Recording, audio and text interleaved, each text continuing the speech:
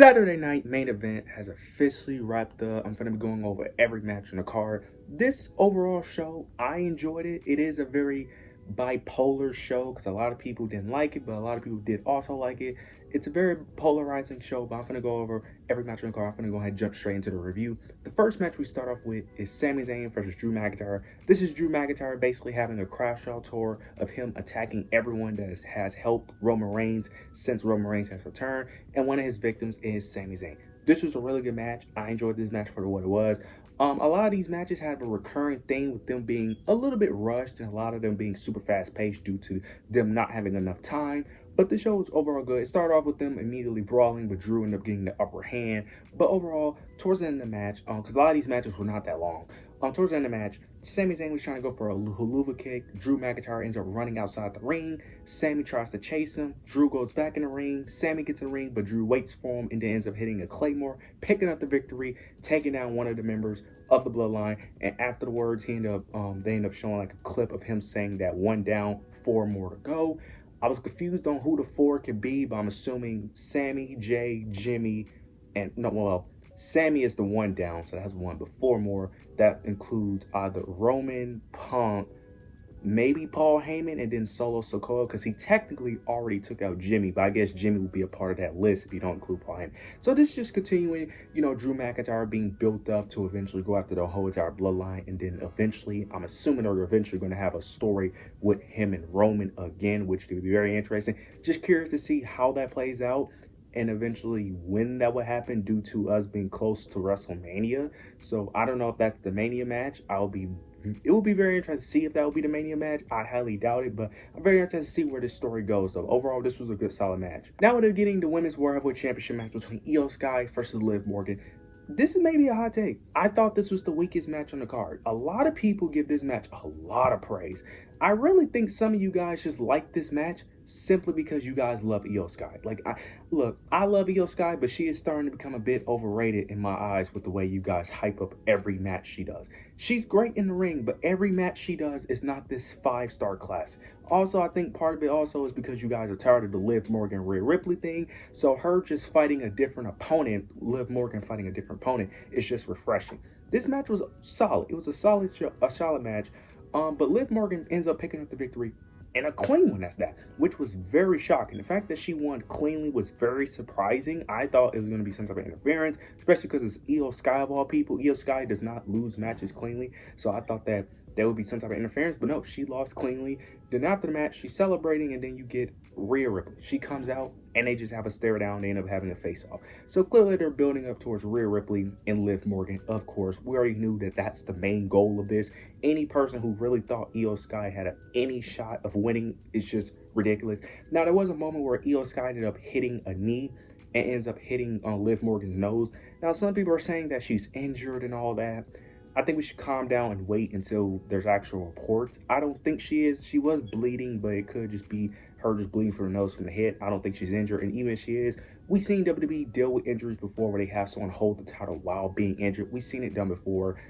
So they may just play that into a story. But we know the main goal was for Rhea Ripley and Liv Morgan to set up that match. Now we just got to see, is it going to be at Mania or is it going to be on the first episode of Netflix?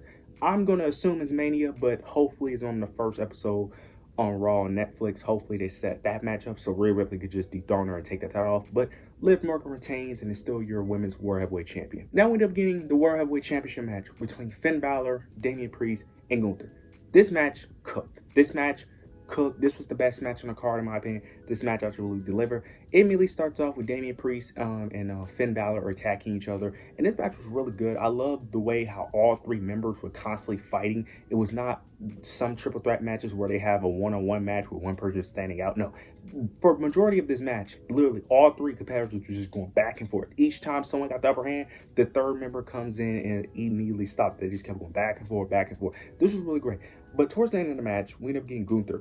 He ends up hitting a power bomb on the steel steps on Damian Priest. Then he goes in the ring, does a drop kick to Finn Balor, and ends up hitting Finn Balor with the power bomb, picks up the victory. And he was very confident in this match as well. So I'm assuming this is the match that's going to get Gunther his confidence back and getting him back to how he was when he held the IC title, which should be very interesting. So I'm assuming this is going to be the real start of Gunther's title reign. I've been enjoying Gunther's title reign. I understand that some people haven't been liking it because they want his title reign to be the same as his IC title, which kind of doesn't make sense because the internet wrestling community also be like they don't like long title reigns, but you want Gunther to be like his IC championship, which would make him a long champion.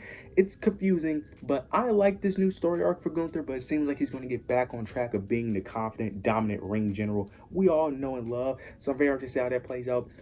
Curious to see what's next for Finn Balor and Damian Priest, even though we know that they're going to feud eventually. I just wonder how they're going to make this feud interesting again. I'm assuming Dominic Mysterio is going to play a factor into their feud.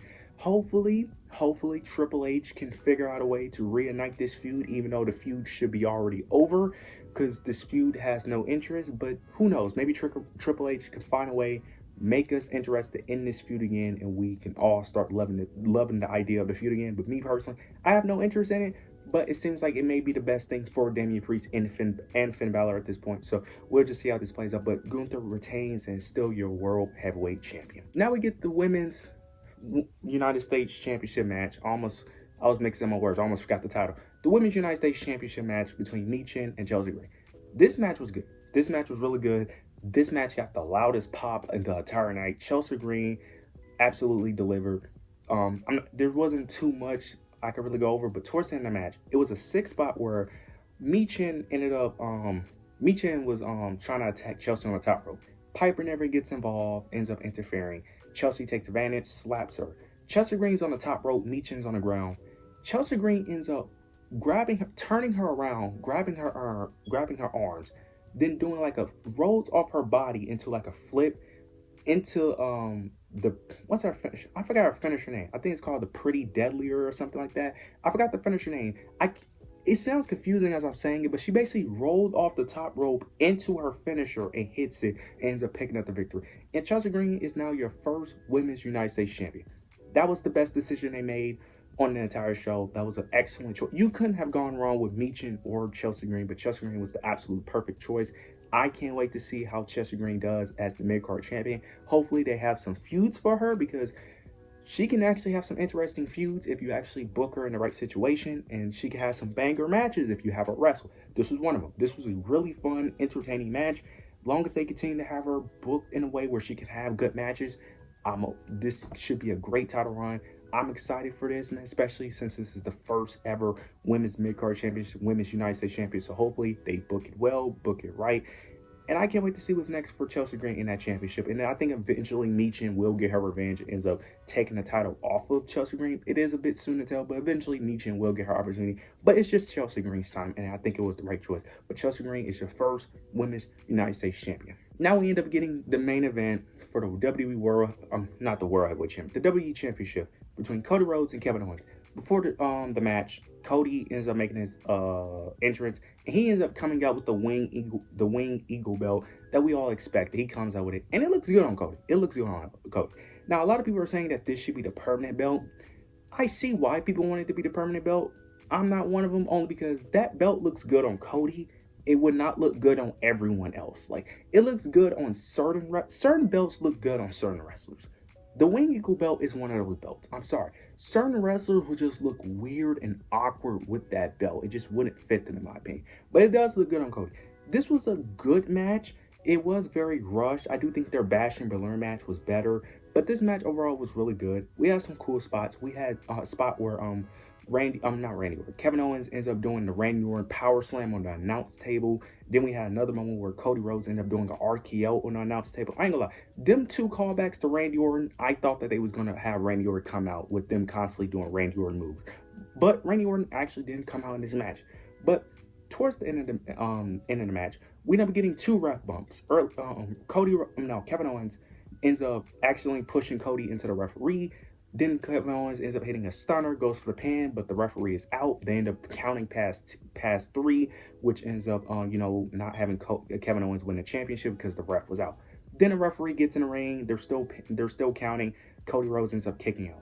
Then we get another moment where Cody Rhodes ends up taking out a referee by accident. He ends up going for a pin, and then the ref was out as well.